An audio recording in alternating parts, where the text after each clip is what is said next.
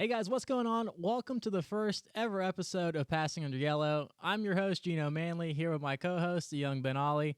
Now, this is episode 1, so if you're wondering what on earth you just clicked on, this is going to be a series dedicated to guys like me, track day guys, HPDE guys that want to make the transition into wheel-to-wheel racing. Now, it's kind of the dream of many guys that get into cars and get into track days and get into DEs that one day they might go racing. But I found kind of in my experience, making that jump is a little hard for whatever reason. Maybe it's resources, knowledge, and time. So for those of you guys that don't know me, my name is Gino Manley. I started off doing track days 8-9 years ago, and somehow through luck and meeting a bunch of cool people, I found myself racing in IMSA a couple years later, and now moving on to other things, racing across overseas in Europe. So I wanted to make a series. There's a lot of information on track days, and there's a lot of information on amateur grassroots racing. But to get somebody from there and pull them out into it seems like it's a little bit of a struggle, and the guys that do it either know people. So this is going to be a free resource for you guys. We're going to do a couple episodes of this and kind of walk you through, hey, here's how you can make the jump from, DE4 or, being an advanced driver at a track day and going into a champ car, maybe a WRL. Even more so, and down the line, how to get an FIA license and how to maybe do some stuff overseas in Europe. And the main thing is just to get you guys more information to actually go do it. And more importantly for me over the past couple of years is how can you save a lot of money and kind of dedicate your resources. So in my my racing escapades, Ben, you've kind of been around a long way. You've kind of seen me go from you worked on the pit road for me from Champ Car. Sure did. And a couple years later, you were in a full fire suit crewing for me in an IMSA race at Daytona, kind of seeing the full circle thing. And obviously, you're going to help me out with this series because you kind of had that backseat knowledge and kind of been with me the whole way. But you're kind of going to be the subject of this first episode because when I first met you in our professional careers, you said, hey, how can I do this and do track days? And you did the first track day in my Mazda 2 at the firm, and just recently you did your first ever wheel-to-wheel race in the Champ Car 24 Hours of VIR with open throttle. And so I kind of I'm going to pick your brain a little bit. And so guys that are like you and kind of talk about the steps that I put you through to kind of get you there and see if, again, a lot of the guys that are listening to this or watching this can relate to it. So I met you at work, obviously, said, hey, how can I do this? We took you out to your first track day at the firm. And man, what was that? How many years ago was that? 3? So that was in 2016. I still have the memory saved on Facebook. So from 16 onwards to now, and I guess it's kind of cool. We should say when we first did this, you were obviously we're in retail automotive by trade. Yep. And you were at the time a porter or were you a valet? I was a car washer at the time. So you went from car washer to transition. I eventually hired you, promoted you into sales. Yep. And so you kind of see this cool transition of as you kind of had your income increase, you could start doing more track day stuff. So I think that's a cool thing because there's so many young people coming into this hobby that, again, as their incomes increase and as they're professionalized, they can start to afford to do more. So we did your first track day, and then did a couple more things after that. You bought your own track cars along the way. We'll talk about those in a second. Yep. But in that 4 to 5 years, you went from there to just recently completing the 24 hours of VIR. So taking back to the first track day, I remember you said, hey, can I go? And I had no idea why, but I said, okay, well, bring this young kid. I put you behind the wheel at the firm. Kind of talk about your first track day and what you experienced there. I remember I was really shocked whenever you first came to me after we spoke, and you're like, "Hey, do you really want to do this?" And I was extremely excited for you to take me under your wing. And the first track day was awesome. It was something I'm always gonna remember. Just being out there in that Mazda 2. I was nervous at first to go out there.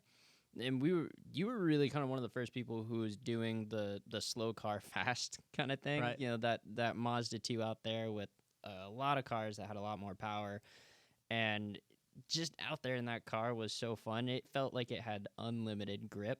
I think it was on some Kumo tires they don't even make anymore, but it was such an adrenaline rush. And as soon as I went out there, as soon as that track day was over, I was infected with that bug for sure, and I wanted to buy my first track car like right after that track day. So I kind of remember a couple things about that. I remember before when I said, "Hey, can you drive a manual?" and you're like, "Yeah, I can." We discovered you could move a manual. You couldn't really drive Yeah. one, so we had to work on some mechanics of the manual driving. And I remember towards the end of the day, we had a pretty big off. Mm-hmm. And as we're going off, and in my mind, I'm thinking, "Wow, we're about to go off." Yeah. There was nothing we could do at the time except kind of just drive through it. And you're like, "Oh man, I'm sorry. Did we just go off?" I'm like, "Yeah, we kind of went off." So I have a good memory of that. So time moves on. Eventually, you start to working again your own track cars. You had some trials and tribulations with some Miatas that weren't so great. And kind of on your own, you landed on your blue Mazda 3. Yep. So front wheel drive. In the spirit of the back. Mazda 2. Yeah, so you kind of did the same exact path that I took. So you did that for probably a year or two. Yep. But I think it's important to say that you bought a Mazda 3. You paid, how much did you pay for that car? Let's not talk about that. That part's not important. Well, you bought it cheap, relatively. I bought it cheap. It was under $2,000. Okay, so we'll you say spent that. less than $2,000, and to date, you really haven't done much to that car. What, sway bars and tires and Yep. maybe stock brakes? Just general maintenance and just everything to get it track worthy. So then at that point, you're kind of on your own your weekends, and then you bought a membership to the firm, Yep. which is the Florida International Rally Motorsports Park, small track, about 45 minutes from here. And you kind of just honed the craft. So for the next year, you went on your off weekends when you could, and then you did a bunch of miles in this car. Yep. So, and then you learned really quickly things about consumables and what tires you should buy and brakes. Exactly. And I think it's important. You probably agree. I know in your track career from there to racing, obviously I play a big part in it. But John at the firm, John Van Buskirk, who's kind of the head instructor, so a lot huge of help. Yeah, and I think it's cool because, at least just because I've made so many mistakes, I feel like I have a lot of knowledge in that. And obviously you had something like that. So it's cool to think that you were able to get, a bunch of knowledge and, from two, really good sources on that.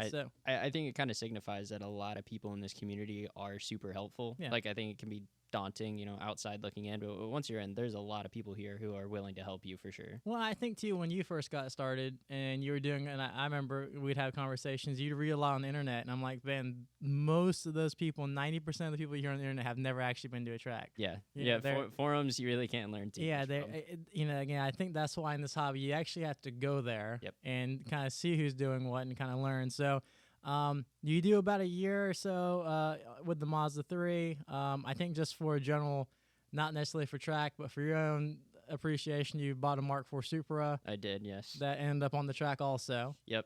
Didn't intend to do that, but I think it was just. But why not? And we've had a lot of fun. I mean, I've been some of the, I think me and you road tripped to Atlanta once, and we went to Homestead with the car. So, so from the back, I'm watching you do all this. And so now we're a couple years in. Obviously, you're doing this as income allows. Also as time, and again, you're a couple years into doing a lot of laps at the firm. So then we start to go to other places. So we went to Barber. I know we went to AMP together. We went to Homestead. Not to mention, in the meantime, you're still crewing for me at a lot of these races. So you're riding with me a lot of times. And you're going to a bunch of DEs with me and kind of helping out as you can. So you do this, and I remember we went to Homestead in the Supra. And for those of you guys that have never been to Homestead, most South Florida track days are just full of, $1 million supercars, race cars, GT4 cars. And so we take the Supra there, which, by the way, is a non-turbo Mark IV. We should say that. So not the quickest one. A little disappointing in the power department. I think it's like a Tacoma. And so I watched you. We go into a pretty higher level group there because you did have a ton of track time at that point. And I kind of watched you through traffic. And I was like, okay, he's probably ready. At the same time, I started kind of consulting with Mike in Open Throttle, and he started that program that, hey, he had a couple of Miatas. One of them is my old car, coincidentally, which is they nicknamed Frankenstein because there's a bunch of Miatas now that's kind of one Miata. And that was my old car, and so that was one of the fleet. And we had the 24 Hours of Yaira coming up, and I kind of said, hey, do you think you're ready? And, obviously you felt ready to do it. So just a lot of timing worked out. So you had a couple years in. I watched you and said, okay, he's probably ready. I even went to Atlanta Motorsports Park with you, and Scott Lovett, who's one of my teammates, rode with you. And I said, hey, is he ready? He said, yeah, his awareness is fine. He's probably ready for champ. Yeah. So we did that. And, so let's talk about that transition. So getting ready. So I give you the green light, like, hey, we're going to do this. I'm going to put you a mic. And we had, at the 24 Hours of Yaira, we had 4 cars, and one of them was the new guy car. Yep. So I was gonna head the new guy car, me, and then luckily my friend Nick and Tessa, who I'd raced with, was gonna come kind of help me, and we had 3 or 4 like first timers in this car. You were one of them. But kind of let's talk out to the run up. I know you got to test the car once at the firm. So what was your first experience in a actual cage race car? Like I remember you guys went one weekend and put a little hours in. Completely different from anything I had ever driven before. Because up until that point, I had driven, a couple NA Miatas on the track and the Right. Mazda 3 and the Supra. But this one was just, glued to the track. And the steering was really tight because it was, a depowered rack. And, it was just an absolute blast to drive. I mean, that thing was really hooked up. And it's funny because you always refer to it as like the slower cars, but it's like me being first time in there. I was like, man, this thing's fast. It feels fast. And I'm passing other cars on the track, and it was definitely fun. But it took some getting used to because having the seat and the 4-point harness, or 5-point harness. Well, and you're I think too the thing is when you're in an actual cage race car, unlike and you kind of experience this because one weekend I forced you to strip out your Mazda 3. But the noise and the sensations when you're in an actual race car is a little different. Yeah. When you're in a cage car, just the lightness of it. And I should say the car that you first tested, your first ever race car was my old Miata, which I had run champ car with. So again, that was Frankenstein. kind of coming full circle. I have a picture of you crewing for that car at Daytona a couple years ago. So so we got you ready for that. We had you do a test day. Mike gave you the green light. Obviously he knew that you'd spent a lot of time with me, so he was fine with it. Again, you made that transition. I know one of the big things was actually getting your gear ready. Yeah, that was. So let's talk about that important. a little bit.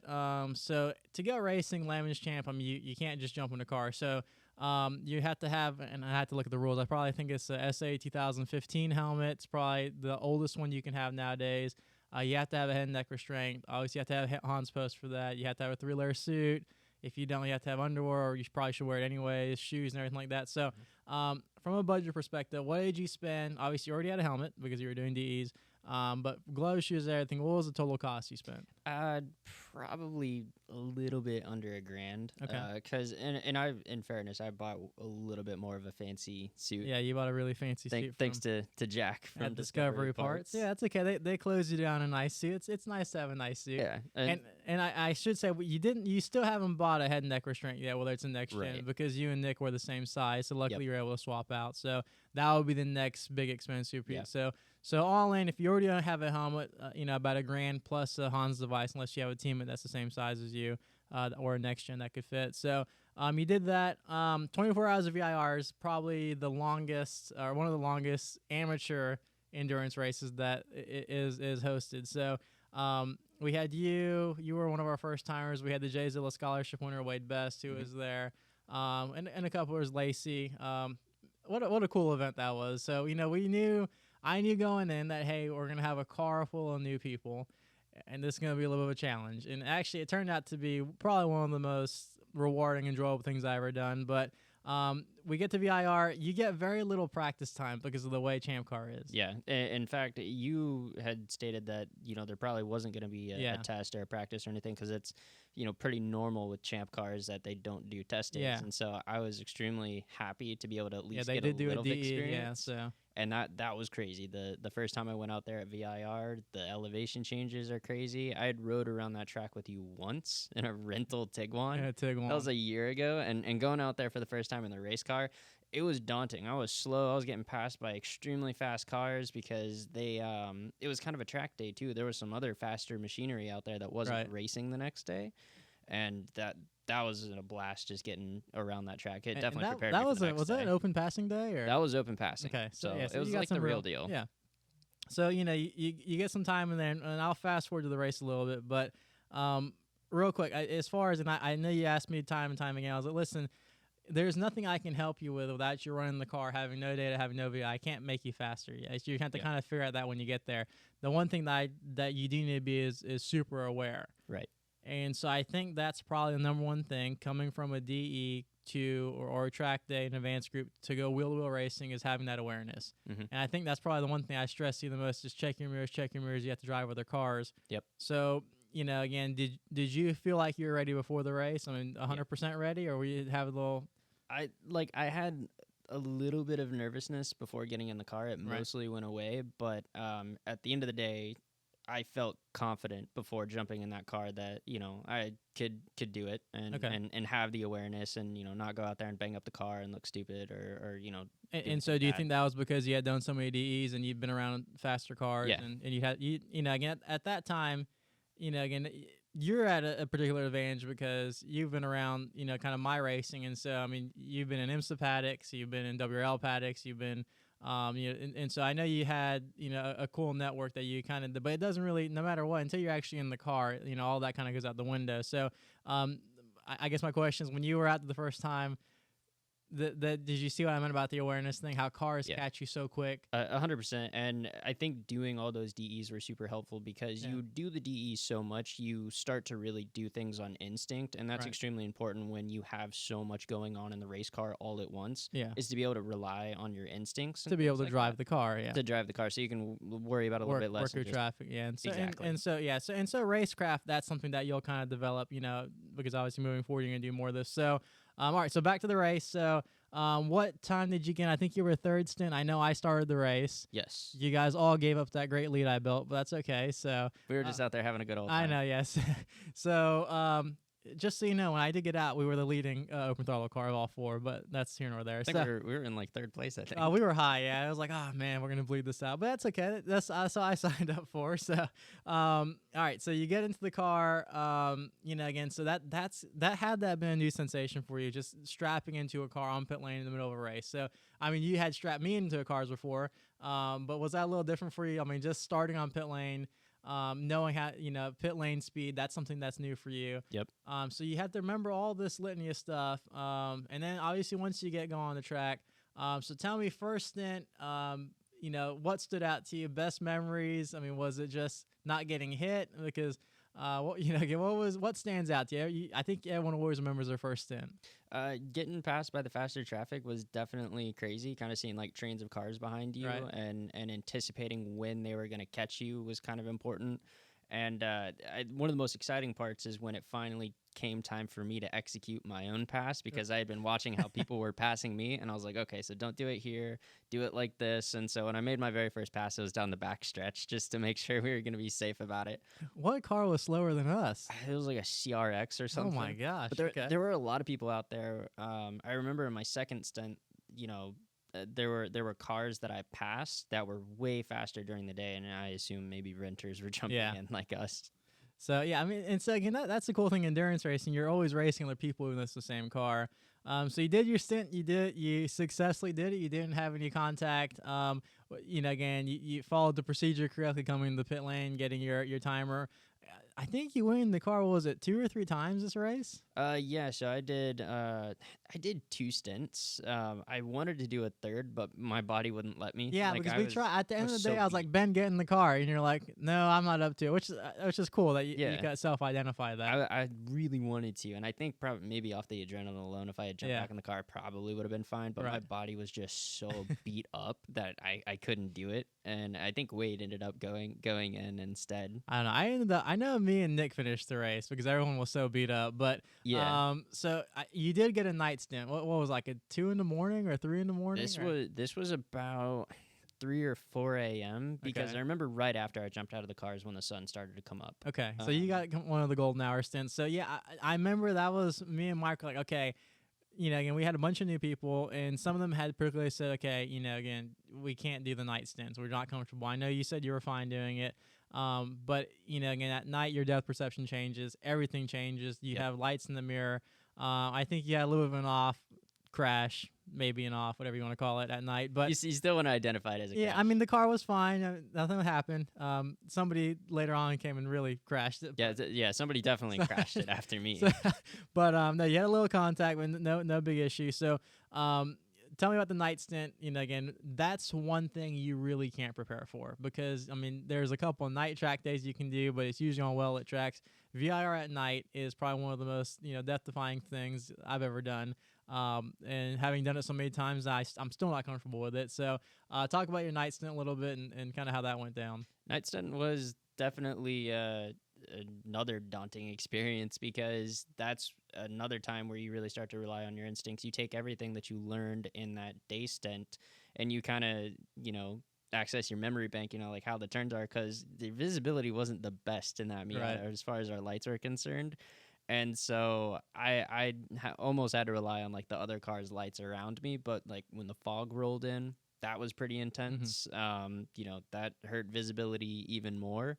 And of course, having my little bit of off-road excursion where I kissed the tire wall at like 2 or 3 miles per hour. That was a fun little ride. Well, and I think that happened because you were following somebody else. What was the reasoning? I don't know if I got distracted or what was. It happens that quick. Yeah, it happens really, really quick. At the end of the day, I just thought I was further over to the left Right. than I actually was. I just misinterpreted where I thought I put the car, and I just went right off, going to the uphill S's. But thankfully, there was an ungodly amount of runoff, so that was nice. Well, good. All right, so let's talk about. So obviously, we were in the newbie car, the first timer car. In the car with us was Wade Best, who was a fantastic driver from our Jay Zilla scholarship. So I remember I said, Ben, what are your goals for this race? And one of them was you wanted to be the fastest of the new people. Yes. So did you do that? Yep. Okay. I was a second faster than Wade, and I was Okay. nervous about that. And because at the end of the day, I was like, really, I need to forget about lap times. I need to not concern myself with it and just make sure I'm getting around the track fine. Right. And after I got out of the car and I looked at the times, I was like, great, I did it, and I didn't mess up the car. Well, I mean, a little competition's good. I mean, It obviously, yeah, you shouldn't look at lap times, but no, Mike was like, he should be faster. That's your protege. So I'm like, okay, well, there's a little bit of pressure there. So, and I guess just as a good marker, just the disparity in drivers. Again, I think I had put one of the faster laps in earlier in the race, Yep. and then throughout the day. I mean, just to give people an idea how spread out Champ Car can be. I think between myself and the slowest of the guys in our car, there was probably like a 12-second gap. Yep. So and I'm not saying that to say, hey, look how slow these guys were, how fast I am. It's to say that, hey, again, you could be at any level and make this work. So it goes to show how much there is to learn. Yeah. About the car and just racecraft and just all that stuff. Well, and I think too, there's the accessibility thing of it. Again, if you get into a car like we did, where we knew we had newer drivers, there's no shame in, hey, I'm gonna be a little slower, I'm gonna be a little faster, because again, we kind of knew what we were dealing with. But yeah, I mean, again, you could be. I think people think that when they need to go, wheel-to-wheel racing, they need to be fast. And I mean, obviously, yeah, you need to, be at a decent level in your track day driving. But, again, you didn't have to be the fastest guy in the world to go do this. You have to be one of the faster drivers even to go do this. As long as you were safe and had that awareness, I think and again, that's part of the reason why we're doing this. Again, obviously you have quite a bit of experience under your belt, so you are going to be one of the quicker drivers. But for somebody even who has a lot of experience, but they don't consider them super fast, they can come out here and do this and be fine as long as you're safe. Exactly. So, I think you kind of got to experience that. Let's talk about cost real quick. Again, obviously, Open Throttle Racing, who, again, you raced with and I do a lot of work with. You did the event with them. So how much did that seat cost you at the time?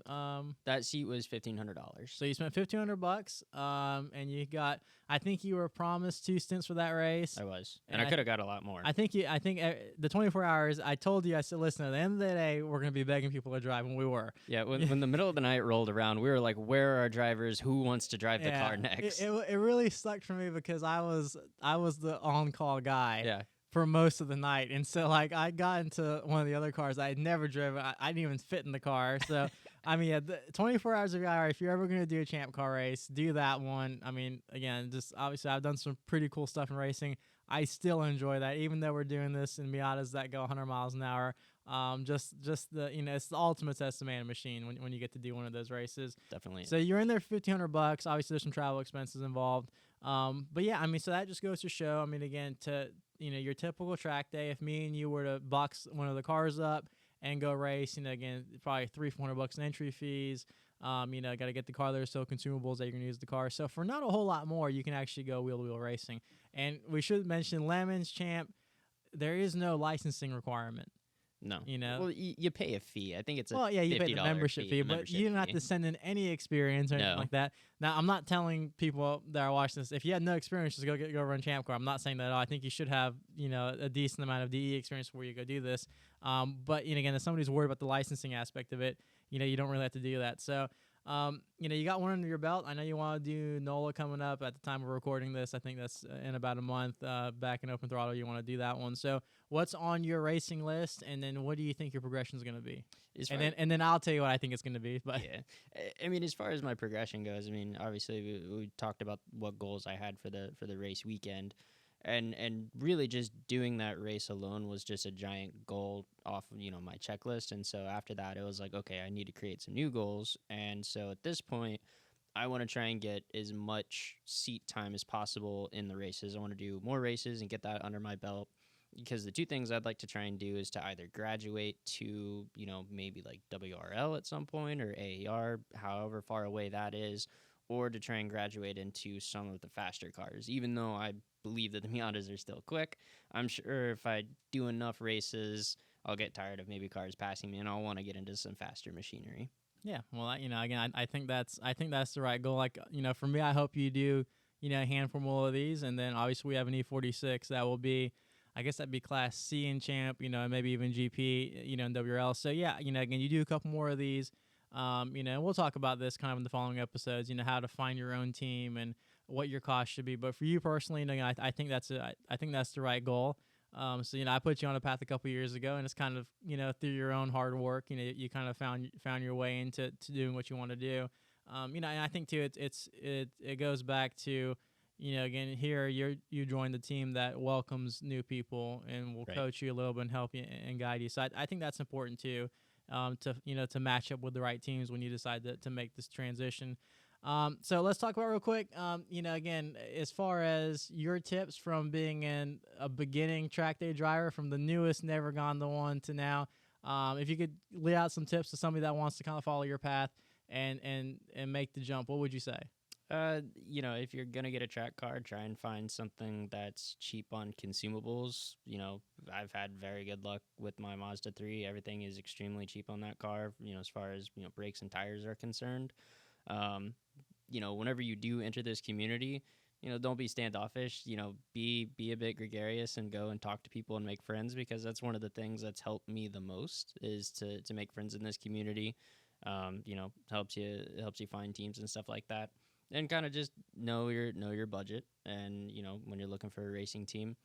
And all these costs that we're talking about can sound a little bit scary, you know, if you don't have a big income. But keep in mind, you know, the $1,000 that I've, you know, roughly spent on my racing equipment was over the course of like 2 or 3 years. So it's not something you necessarily have to drop all your money on right away. It's something that you can build up with, because if you're just getting into DEs and stuff, you know, you can start off with, you know, just your helmet, you're fine. Well, I think for you too, I think to add to a tip to that, before you ever did anything racing wise, again, you were always in the pits, you're always involved. So, you know, I think that should be, particularly the younger drivers that are trying to get into wheel to wheel.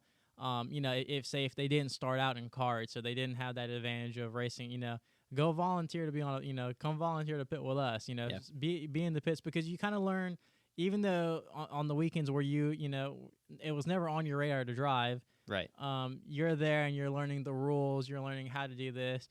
I think more importantly, you know, again, you being on a pit crew before you ever race, you learned what a good runner is and a bad runner. Yep. You know, we'll talk more about that in some of the other episodes. But I mean, there's, you know, again, even though you were a customer of Open Throttle, you're still a member of that team that weekend, and so there are some expectations of how you're going to treat the crew who you were. Exactly. You know, so yeah, you know, again, I think that there's something to be said for crewing on a team before you ever go drive. But yeah, volunteering, not only to like make the connections with the teams, but to just see firsthand what you would kind of go through as a driver. Yeah, because you're right there. You know, you're right on there, the action. You know, so awesome. Well, you know, I guess that concludes, you know, episode number 1 of this series. In the following ones, we're going to talk a little bit more about, you know, how to find a team, contracts that are involved, you know, different racing series that you can join. So kind of look forward to that. Before we go, you have to say thank you to our supporter, Hawk Performance, Hawk Brakes, John Butler. We love you guys. You guys have supported me in any racing I do, and now you're supporting me as I pretend to be a YouTube star. So I appreciate you guys. We'll see you guys in episode number 2. Like, subscribe, and share.